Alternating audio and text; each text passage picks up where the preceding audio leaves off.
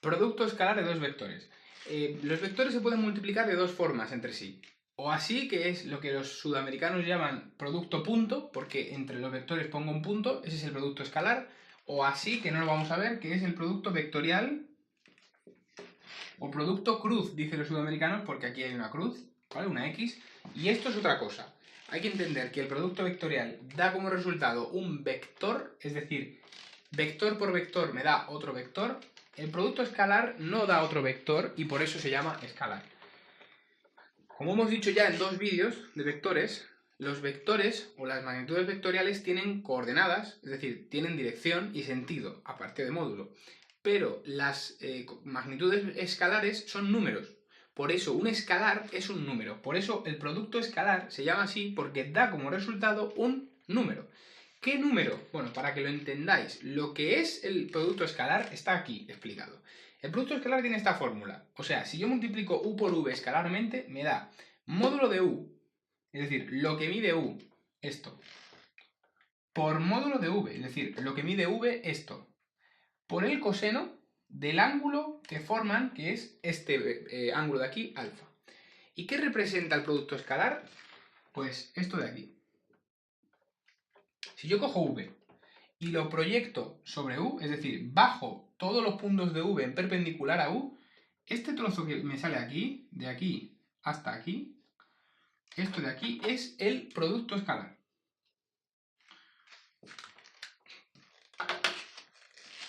Por eso da un número, porque es una distancia. Es este trozo, se mide como el módulo, en centímetros, en metros, es decir, una distancia.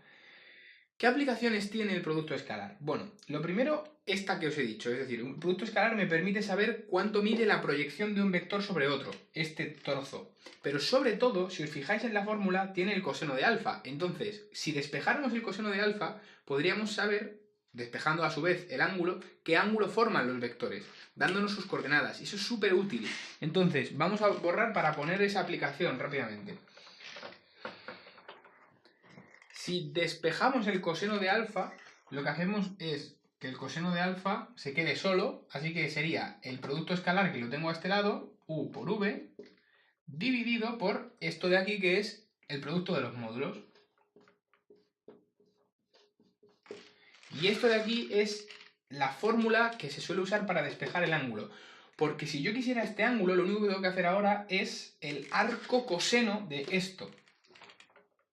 Perdón, aquí falta bueno igual, es decir, el coseno se ha quedado igual a esto. Entonces, si hacemos el arco coseno de todo esto,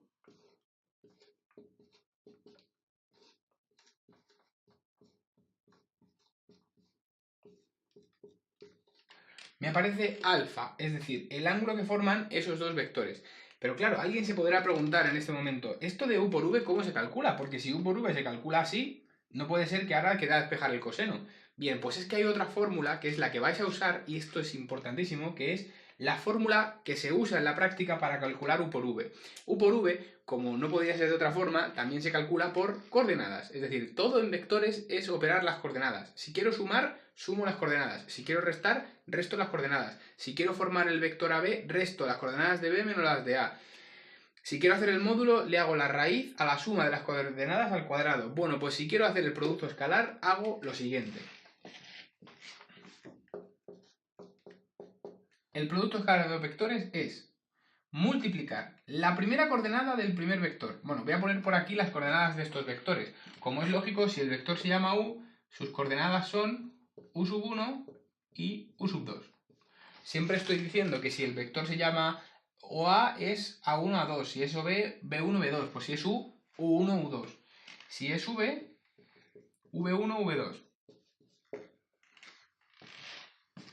El producto es primera coordenada de U por primera coordenada de V más segunda coordenada de U por segunda coordenada de V. Esta fórmula de aquí es súper útil.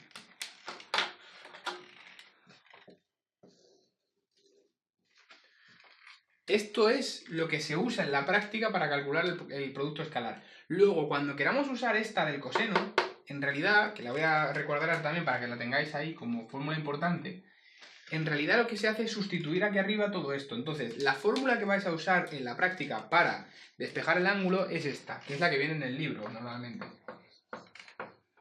Ponéis que el coseno de alfa es esto, que es esto de aquí, es decir, todo esto,